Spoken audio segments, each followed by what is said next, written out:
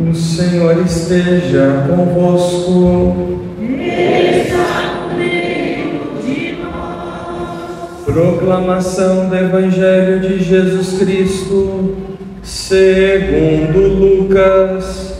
Glória a vós, Senhor. Os pais de Jesus iam todos os anos a Jerusalém para a festa da Páscoa.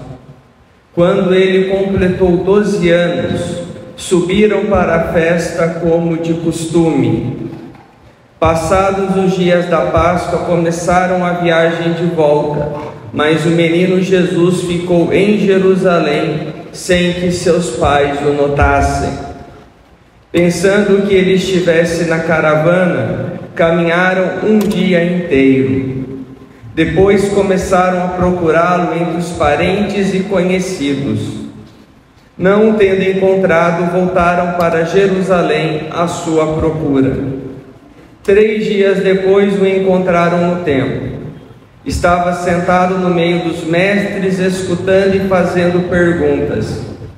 Todos os que ouviam o menino estavam maravilhados com sua inteligência e suas respostas. Ao vê-lo, seus pais ficaram muito admirados e sua mãe lhe disse: "Meu filho, por que agiste assim conosco? Olha que teu pai e eu estávamos angustiados à tua procura." Jesus respondeu: "Por que me procuráveis? Não sabeis que devo estar na casa de meu pai?" Eles, porém, não compreenderam as palavras que lhes disseram. Jesus desceu então com seus pais para Nazaré e era-lhes obediente. Sua mãe, porém, conservava no coração todas estas coisas. Jesus crescia em sabedoria, estatura e graça diante de Deus e diante dos homens. Palavra da salvação.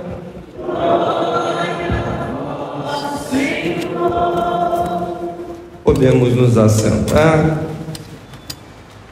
Sentados mesmo, rezemos. Santo anjo do Senhor, meu zeloso guardador, se a ti me confiou a piedade divina, sempre me rege, me guarde, me governa, me ilumina. Amém. A cruz sagrada seja a minha luz, não seja o dragão meu guia. Retira-te, Satanás, nunca me aconselhe coisas vãs. É mal que tu me ofereces, bebe tu mesmo do teu veneno. Levanta-se Deus, intercedendo a bem-aventurada, sempre Virgem Maria, São Miguel Arcanjo e toda a milícia celeste. Que sejam dispersos teus inimigos e fujam todos quantos os odeiam. Em nome do Pai, do Filho e do Espírito Santo. Amém. Meus queridos e estimados filhos e filhas, nós estamos celebrando aquilo que a igreja chama, o ano litúrgico denomina, como oitavas de Natal. O que isso significa? Que a celebração do nascimento de Jesus, que celebramos no dia 25 de dezembro, se estende por mais 8 dias, se encerrando então no dia 1º de janeiro. E aí as oitavas de Natal, como são chamados, nada mais é do que a celebração que dá continuidade ao Natal. Ou, em outras palavras, durante esses 8 dias das oitavas, nós podemos desejar Feliz Natal ao nosso semelhante, porque é como se celebrássemos o Natal em cada dia, até se encerrar as oitavas. E dentro da celebração do nascimento de Jesus e das oitavas de Natal, nós temos inserido no calendário litúrgico, em todos os anos, a festa da Sagrada Família. Não tem como falar do nascimento de Jesus sem falar dos seus pais. Maria, que gerou o Verbo, José, que acolheu Jesus como seu filho, como pai adotivo, e a família que eles formaram a partir de então. E isso é para poder mostrar o quê? A dignidade que a igreja tem, tenta mostrar em relação à instituição familiar, em relação àquilo que nós acreditamos que seja a família aos olhos de Deus. Temos aqui as dificuldades, mas nós não podemos perder o norte. E quando nós falamos da família, nós necessariamente vamos falar do dom que Deus concedeu àqueles que são pais e mães. O dom da paternidade e o dom da maternidade. Por quê? Deus criou tudo. Deus criou tudo apenas com a sua palavra. Deus disse e as coisas foram feitas. Criou o mundo que nós vivemos e criou o ser humano à sua imagem e semelhança. E aí, ao criar o ser humano à sua imagem e semelhança, Deus concede juntamente o dom de criar, o dom de gerar, como o próprio Deus gerou o Filho desde o princípio de tudo até chegar na encarnação de Jesus Cristo. Então, o dom de ser pai e mãe é poder participar também diretamente da divindade de Deus. Por isso, e é por conta da gestação, da geração dos filhos, que nós vamos dar continuidade ao povo de Deus, até o dia em que Jesus virá uma segunda vez. E isso é dom e é missão. E nós não podemos esquecer desse fato, esquecer dessa dignidade da instituição familiar, porque somos atacados de todos os lados, somos chamados de tudo, de antiquados, de retrógrados, enfim, de preconceituosos, enfim, só porque nós falamos da constituição familiar de acordo com os olhos de Deus. Ah, padre, mas tem fulano que se sente não sei como, Beltrano que quer trocar de gênero, enfim, gente, essas pessoas vão se acertar diretamente com Deus. Não tenho nada a ver com isso da porta da igreja para fora, mas da porta da igreja para dentro a conversa é outra. E nós não podemos permitir que esses ataques influenciem na nossa caminhada, no nosso discernimento e na luta pelas famílias. E aí nós temos a primeira leitura tirada do livro de Eclesiastes, que vem falar de honrar pai e mãe. Quais são os 3 primeiros mandamentos da lei de Deus? Amar a Deus sobre todas as coisas, não tomar seu santo nome em vão e guardar domingos, festas e solenidades. Os mandamentos nada mais são do que um caminho para que a gente possa percorrer um norte, para que nós possamos olhar e seguir na direção certa ou voltar a caminhar na direção certa. E os mandamentos dão um porquê de que nós estamos aqui, nos dão um porquê da nossa caminhada junto de Deus. E aí então os 3 primeiros mandamentos falam da nossa relação com Deus. Do 4º em diante diz respeito na nossa relação uns com os outros. Mas é interessante o quê? Que logo o primeiro mandamento depois dos 3 primeiros é honrar pai e mãe, é cuidar de pai e mãe quando eles precisarem de nós, quando eles precisarem da nossa ajuda, seja em questão financeira, seja na questão de cuidar quando vem a enfermidade ou vem a debilidade pela idade. E não é simplesmente fazer isso por obrigação, mas fazer isso por amor, com uma forma de agradecer tudo aquilo que os nossos pais já fizeram por nós. Claro que nós vamos ter algumas situações muito delicadas quando nós falamos da relação de pais com filhos, quando infelizmente nós falamos dos casos de abuso, de pedofilia, enfim.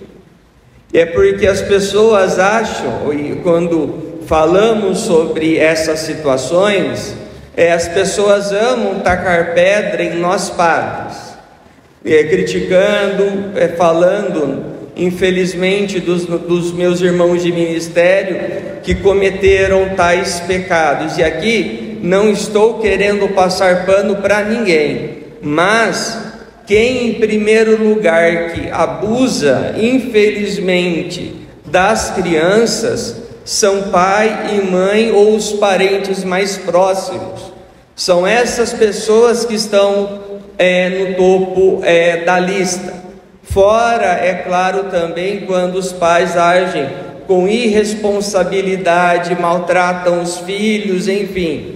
Aí fica difícil esse sentimento e esse querer ajudar. E aí cada um aqui vai construir esse caminho junto de Deus, com as suas justificativas, mas também com as suas consequências. Tirando essas situações limite que eu acabei de dizer, aí não dá, por exemplo, para um adulto, desculpe a expressão, barbado, grande, marmanjo, enfim, ficar de birra com o pai e a mãe, não cuidar do pai e da mãe, por uma situação que aconteceu por mais de 20 anos, 30 anos. Aí o filho sempre se acha injustiçado, mas não olha, por exemplo, como os pais foram criados, as experiências que eles tiveram de vida, o que eles aprenderam de ser, o que significa ser pai e mãe. É claro que terão os seus deslizes, terão os seus erros, mas nós não podemos permitir que esse tipo de birra atrapalhe o nosso zelo e cuidado com aqueles que nos deram a vida. E a palavra de Deus é muito clara: quem honrar pai e mãe terá o perdão dos pecados. Quem honrar pai e mãe terá a sua oração atendida por Deus quando rezar. Não sou eu que digo, mas é a palavra de Deus. E aí o caminho que nós vamos percorrer, que seja realmente um caminho de acordo com o desejo e a vontade de Deus, que nós possamos deixar as diferenças de lado e amparar os nossos pais quando eles realmente precisarem de nós. E aí tem filho que é muito engraçado, que não quer saber do pai e da mãe, murmura e reclama quando precisa ajudar, quando precisa cuidar. Aí quando falta pai e mãe partem dessa terra, aí vem chorar desesperadamente e dizendo que não deu tempo de dizer um eu te amo, de cuidar como deveria, e aí vem chorar desesperadamente em cima de um caixão, com remorso, com peso na consciência, enfim, aí já não tem mais o que ser feito. E aí a pessoa ainda quer falar mal de Deus, que Deus não deu tempo, que Deus não permitiu, que Deus não quis. Deus não tem nada a ver com isso quando se trata da nossa omissão e da nossa falta de comprometimento. Então, para que a gente não chegue nessa situação, busquemos ter a consciência tranquila. Algumas vezes, teve uma vez, melhor dizendo, um tempo atrás, que eu fui fazer uma visita a uma senhora que estava com uma enfermidade também, com a idade avançada. Aí eu bati palma na casa, aí ninguém apareceu. Insisti na palma, na campainha, aí o vizinho apareceu dizendo que não via aquela pessoa há mais ou menos 2 dias. Aí de fundo nós escutamos: socorro, socorro, socorro. Aí o vizinho pula o muro, consegue abrir a porta, e quando a gente entra, a gente se depara com a senhora, praticamente 2 dias caída no chão, totalmente suja das suas necessidades. Aí eu não pensei 2 vezes, chamei a polícia e chamei o SAMU. Aí o vizinho falou que não precisava. Falei: não, vou chamar porque isso é omissão. Aí milagrosamente, do nada, quando chega a polícia e chega o SAMU, os filhos chegam, 4 filhos chegam ali. E aí começam a conversar com os policiais: não, que ela deve ter caído há pouco tempo, que eles vão lá todo dia. Eu falei: é mentira. E mostrei as fotos e o vídeo que eu fiz, é mentira deles. E a mulher na maca falando que é mentira, que fazia mais de 2 dias que os filhos não ligavam, não iam visitar e muito menos se preocupando com ela. E aí, como fui eu que chamei a polícia, aí o policial me disse: padre, o senhor tem o direito de fazer o boletim de ocorrência ou não? Aí os filhos: não precisa. Eu falei: precisa sim, vou fazer o BO com certeza. Moral da história: agora assistente social, isso já faz 2 anos, visita essa senhora 3 vezes por mês, sem avisar, sem comunicar ninguém, para ver como ela de fato está. Precisava chegar nesse ponto? Não. Mas o que? E aí, conversando com aquela senhora, era ingratidão dos filhos, porque ela deu de tudo, deu do melhor, deu as melhores roupas, o melhor estudo, nunca deixou nada faltar, e aí agora abandonam a mãe nessa situação. Isso daqui não existe justificativa.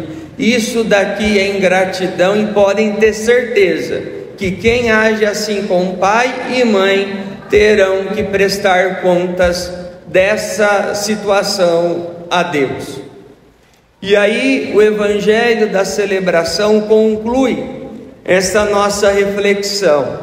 Falei de honrar pai e mãe, e o Evangelho vem chamar a atenção sobre a educação dos filhos.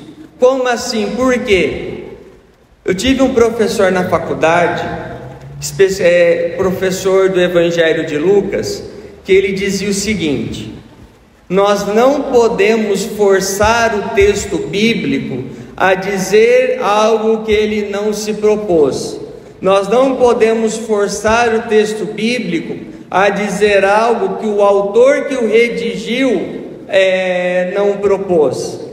Porque as pessoas, quando olham o Evangelho de Jesus aos 12 anos, simplesmente pensam que aqui é Jesus mostrando o que é Deus, e não é bem assim.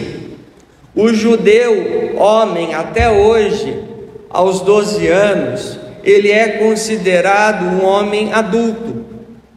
E aí os pais têm a responsabilidade de ensinar e educar o seu filho na fé que eles professam. Então Jesus aqui aos 12 anos já é considerado adulto. E aí a forma que ele responde aos mestres da lei é para poder mostrar o trabalho que José e Maria estão tendo para educar o menino Jesus, para que ele possa se desenvolver e a partir então do seu desenvolvimento como pessoa, a sua divindade poder de fato se manifestar. E José assumindo um papel mesmo sendo pai adotivo. E aqui, povo de Deus, eu vou tocar em algumas situações, não é indireta para ninguém, mas o evangelho de hoje, quando fala da educação dos pais com os seus filhos, nós não podemos deixar de lado alguns questionamentos que hoje nós podemos fazer. Primeiro, quando a criança vem para a catequese deveria ser continuidade daquilo que se vive em casa. Os pais deveriam ser os primeiros catequistas, dando o exemplo de uma vida virtuosa, seguindo os valores do reino, dando exemplo, ensinando as crianças a rezar, nem que seja Pai Nosso, Salve Rainha, Ave Maria e a oração do Santo Anjo. E não, por exemplo, forçar o filho a ir para a catequese, e aí quando o filho vem para a missa, deixa o filho na porta, vai embora e volta quando a missa terminar. Não dão o exemplo e muito menos agem com honestidade no seu dia a dia. Então, para quem age dessa forma, depois não me venha chorar na confissão que o filho abandonou a fé. Não venha chorar na confissão que o filho não quer saber de Deus. Não venha chorar na confissão que o filho, infelizmente, tomou um mau caminho. Mas por quê? Por conta do mau exemplo, porque os pais não cultivaram a semente no coração de seus filhos. Por isso que depois da crisma ou na idade da juventude, idade adulta, muitos se debandam da igreja. É por esse motivo. Nós precisamos ensinar às nossas crianças o porquê e a importância da catequese para poder dar um sentido à vida delas e não vir de maneira forçada. Vir de maneira forçada não vai ensinar nada, a não ser fazer com que a criança vá criando um distanciamento de Deus. Fora isso, hoje em dia se fala muito sobre a questão da saúde emocional e da saúde mental. Mas por qual motivo que nós temos esse tipo de problema hoje? Mais uma vez, os pais que falham na educação de seus filhos. Nós precisamos ensinar o quê? Que a vida é boa, que a vida tem seus momentos bons, sim, mas só que a vida também, por outro lado, é dura e vai cobrar de nós responsabilidade, mais ainda se assumirmos de fato a nossa fé como cristãos. Mas qual que é o problema? Os pais estão criando uma redoma em torno dos filhos, impedindo que eles vivam ou que eles passem por momentos de dificuldade. Aí, com certeza, na juventude e na vida adulta, esse tipo de atitude vai cobrar seu preço.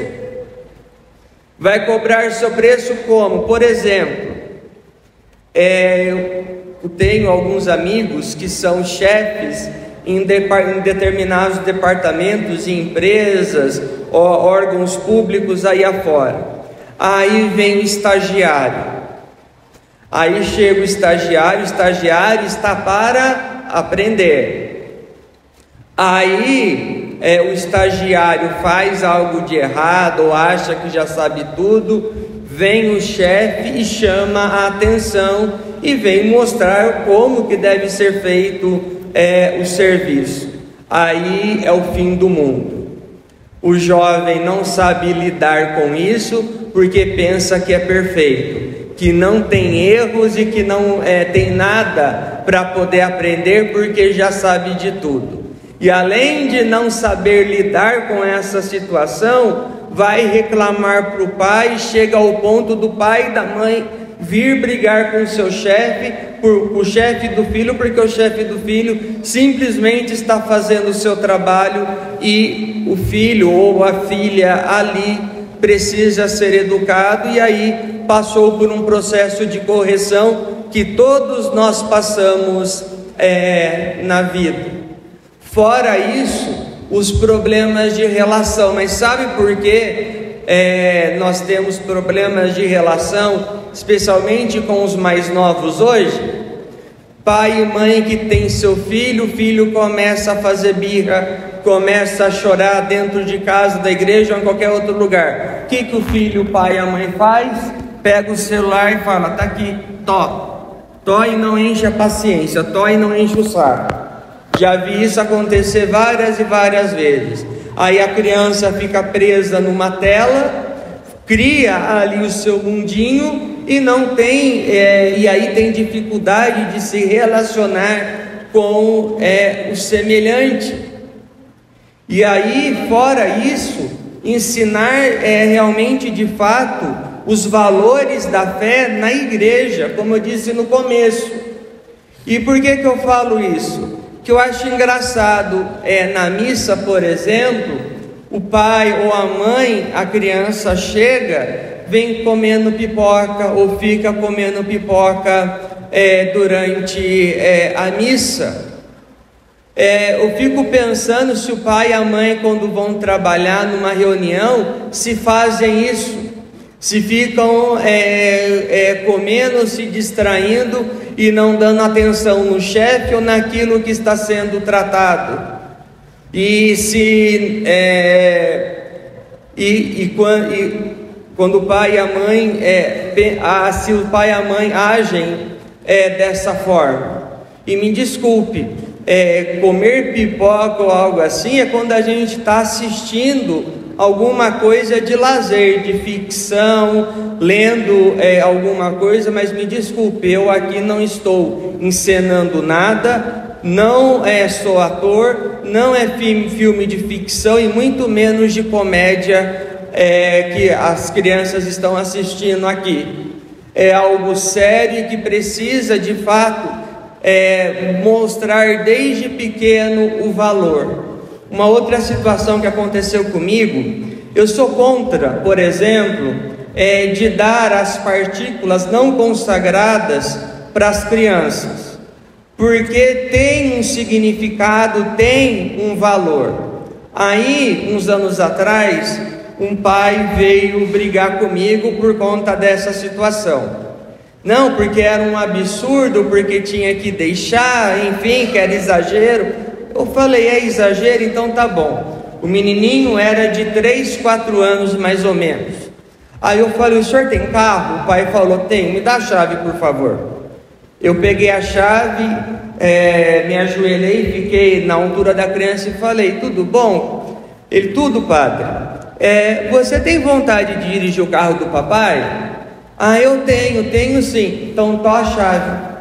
O pai olhou para mim, pegou a chave. Padre, que absurdo é esse? Eu falei: se para a Eucaristia a gente relativiza o valor, enfim, mesmo que seja o pão não consagrado, então por que não dá o carro na mão da criança para dirigir? Se não tem problema ter esse tipo de atitude com a Eucaristia. O peso precisa ser igual, isso daqui não é brincadeira. E também outra coisa, as crianças, como eu disse, desde o começo, precisam ser ensinadas a estar junto dos pais e o valor. Na missa, a criança fica junto do pai, não solta, fazendo o que bem entender, sobe, desce do presbitério. Já vi crianças se esborrachar por conta disso, e aí o pai ainda vem brigar porque o filho caiu, porque machucou o lábio, porque deu o ponto, e ainda o padre tem culpa porque a criança não foi educada da maneira correta. Uma outra situação ainda aconteceu há um tempo atrás. Vinha um menininho toda hora durante a missa querer me cumprimentar, aí 1, 2, 3, aí depois que eu vi que começou a brincadeira e o pai mandava a criança vir, aí eu não fiz mais nada. Aí na hora da consagração a criança vem e começa a puxar minha túnica, enfim, aí eu parei, eu estava no meio da consagração do pão, parei e disse: por favor, o pai dessa criança venha buscá-lo, porque filho fica com o pai e não solto, porque dentro de casa eu tenho certeza que não é assim. Aí vem o pai bufando com o padre, como se o padre fosse o culpado, pega a criança e vai embora. E aí depois o padre ainda tem que ouvir que não sabe acolher, que não tem paciência, que tem que reconsiderar porque é criança e assim por diante. Não. Educação vem de berço, e infelizmente é o que falta hoje em dia nas nossas crianças, jovens, e aí vão sofrer na vida adulta. Então que nesta Santíssima Eucaristia, voltando o nosso coração a Deus, que possamos assumir tanta a nossa responsabilidade de cuidar, honrar de pai e mãe, e também assumir a responsabilidade de fato na educação dos nossos filhos, para que sejam verdadeiros cristãos e deem testemunho na vida adulta. Que realmente Deus possa iluminar os nossos caminhos, e que o Cristo que nasceu na manjedoura do nosso coração possa também nos fazer ser Verbo encarnado aonde nós nos encontrarmos. No instante de silêncio, ainda sentados, meditemos sobre a palavra de Deus e que ela dê seus frutos na vida de cada um de nós. Louvado seja nosso Senhor Jesus Cristo.